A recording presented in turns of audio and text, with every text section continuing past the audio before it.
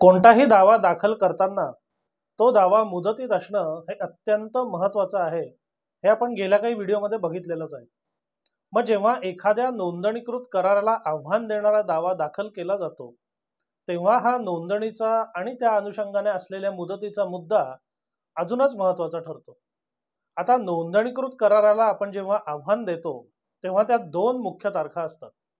एक असते त्या कराराची नोंदणी झाली ती तारीख, आणि दुसरी असते त्या कराराबद्दल वादी म्हणजे ज्यांनी दावा दाखल केलाय त्याला माहिती झाली ती तारीख. मग आता या दोन्ही तारखांपैकी मुदत नक्की कोणत्या तारखेपासून धरायची, मुदत नक्की कोणत्या तारखेपासून सुरू होते, हे स्पष्ट करणारा एक महत्त्वाचा निकाल नुकताच सर्वोच्च न्यायालयाने दिलेला आहे. या निकालाची आपण थोडक्यात आणि महत्त्वाची माहिती बघूया. आता या प्रकरणात झालं काय होतं, तर एक नोंदणीकृत करार 2004 साली करण्यात आला होता. त्या नोंदणीकृत कराराच्या अनुषंगाने महसूल अभिलेखामध्ये फेरफार वगैरे करण्याकरता अर्ज 2017 साली देण्यात आला. आणि त्या अर्जाच्या अनुषंगाने तेव्हाच्या मालकांना जेव्हा नोटिसा काढण्यात आल्या, तेव्हा जे वादी होते तेव्हा त्यांना कळलं की असा कोणता तरी करार झालाय. मग त्यांनी 2017 मध्ये दावा दाखल केला. त्यामध्ये जे प्रतिवादी हजर झाले त्यांनी तो मुदतीचा मुद्दा लावून धरला आणि त्यांचं असं म्हणणं होतं की 2004चा करार आहे, त्याच्यापासून 3 वर्ष जर धरली तर हा दावा मुदतबाह्य ठरतो. ट्रायल कोर्टाने म्हणजे पहिल्या न्यायालयाने त्यांचा हा आक्षेप ग्राह्य धरला, त्यांचा 7/11चा अर्ज मंजूर केला आणि दावा फेटाळला.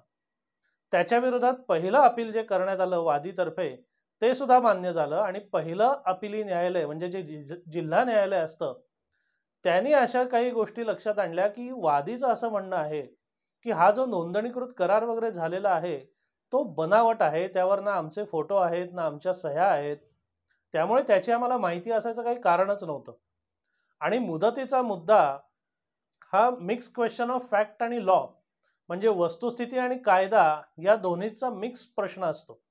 आणि ह्या परिस्थितीमध्ये वादी जे म्हणतायत की त्यांच्या अपरोक्ष किंवा त्यांच्या खोट्या सह्या करून वगैरे जर करार करण्यात आला असेल तर या सगळ्या प्रकरणात वादीला सुनावणीची संधी दिली पाहिजे. आणि त्यामुळे 7/11वर अर्ज मंजूर करून दावा निकाली काढणं हे काही योग्य नाही. म्हणून पहिल्या अपिली न्यायालयाने ते अपील मान्य केलं आणि पुन्हा दावा चालवण्याचा आदेश दिला. त्याच्या विरोधात उच्च न्यायालयामध्ये दुसरं अपील दाखल करण्यात आलं आणि ते अपील सुद्धा मान्य झालं. म्हणजे परत पहिल्या न्यायालयाचा आदेश अंमलात आला आणि 7/11च्या अनुषंगाने दावा बाद ठरेल असं उच्च न्यायालय म्हणालं. त्याच्या विरोधात सर्वोच्च न्यायालयामध्ये दाद मागण्यात आली. आता सर्वोच्च न्यायालयाने काही महत्त्वाची निरीक्षणं या आपल्या निकालात दिलेली आहेत, ती आपण थोडक्यात वाचूनच बघूया कारण ती अत्यंत तशी महत्त्वाची आहेत. सर्वोच्च न्यायालय आपल्या निकालात काय म्हणतं, having considered the judgment of the high court in detail, we are of the opinion that the findings of the High Court are primarily factual. म्हणजे उच्च न्यायालयाचा निकाल जर आम्ही बघितला तर तो निकाल मुख्यतः वस्तुस्थिती निदर्शन करणारा आहे. The High Court seems to have got carried away by the fact that the suit was filed 13 years after the execution of the sale deed. म्हणजे सेल डीड म्हणजे खरेदी खताच्या नंतर 13 वर्षांनी दावा दाखल करण्यात आला आहे. ह्या मुद्द्याने हायकोर्ट भरकटत गेलं किंवा त्याला नको इतका महत्त्व देण्यात आलं.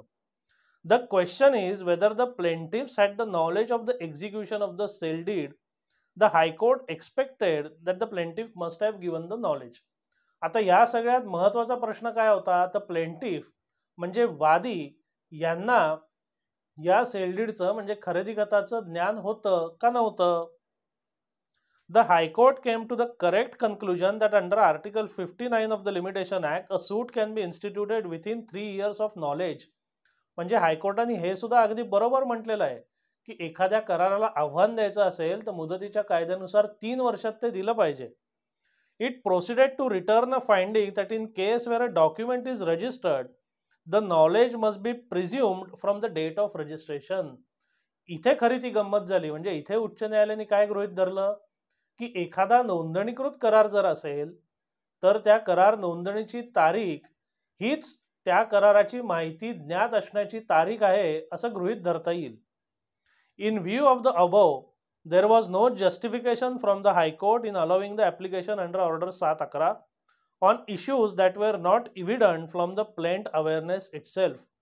The High Court was also not justified in holding that the limitation period commences from the date of registration itself. In view of the matter of the judgment, High Court is unsustainable. म्हणजे हे जे सगळं उच्च न्यायालयाने जे निरीक्षणं मांडलेली आहेत आणि उच्च न्यायालयाचं असं जे म्हणणं आहे की नोंदणीकृत करारासंदर्भात त्या कराराच्या नोंदणीची तारीख हीच मुदतीकरता ग्राह्य धरण्यात येईल, तर ते पूर्णतः चुकीचं आहे.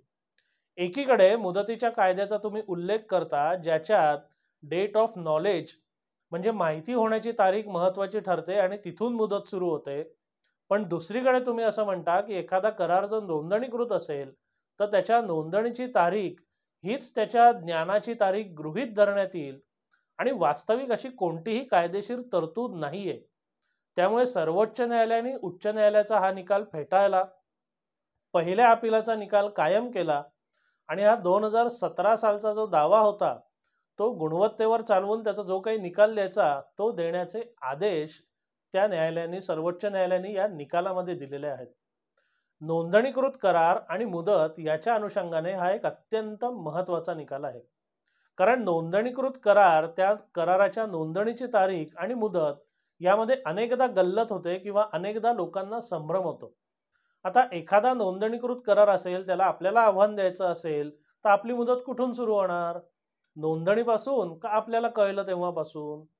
आता नोंदणीपासून मुदत सुरू होणार असं जर ग्राह्य म्हणजे गृहीत धरलं तर एखाद्या व्यक्तीच्या नावे एखादा बनावट करार समजा करण्यात आला आणि ती माहिती त्याला उशिरा कळली तर त्या माणसाकडे त्या बनावट कराराला आव्हान देण्याचा मार्गच उरणार नाही.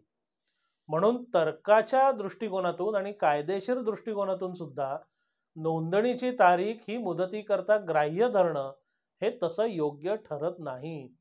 आणि सर्वोच्च न्यायालयाने ते पुन्हा एकदा स्पष्ट केलेलं आहे की जेव्हा नोंदणीची तारीख आणि त्या कराराची माहिती मिळाल्याची तारीख या दोन तारखा जर भिन्न असतील, एखाद्या नोंदणीकृत कराराची माहिती उशिरा एखाद्या वादीला मिळाली असेल तर वादीला ज्या दिवशी त्याची माहिती मिळते तिथपासूनच त्याची मुदत सुरू होईल. केवळ तो करार नोंदणीकृत होता म्हणून त्याची माहिती वादीला असलीच पाहिजे, नोंदणीच्या तारखेलाच असली पाहिजे असं आपण गृहीत धरू शकत नाही. म्हणून नोंदणीकृत करार, त्याला आव्हान, त्या अनुषंगाने मुदत या दृष्टिकोनातनं हा एक अत्यंत महत्वाचा निकाल आहे. आणि नोंदणीकृत कराराला आव्हान देताना वादीला त्याची माहिती कधी मिळाली हेच महत्वाचं ठरतं. हे या निकालाचं सगळ्यात महत्वाचं फलित आहे. आपल्याला हा व्हिडिओ कसा वाटला अवश्य कळवा. धन्यवाद.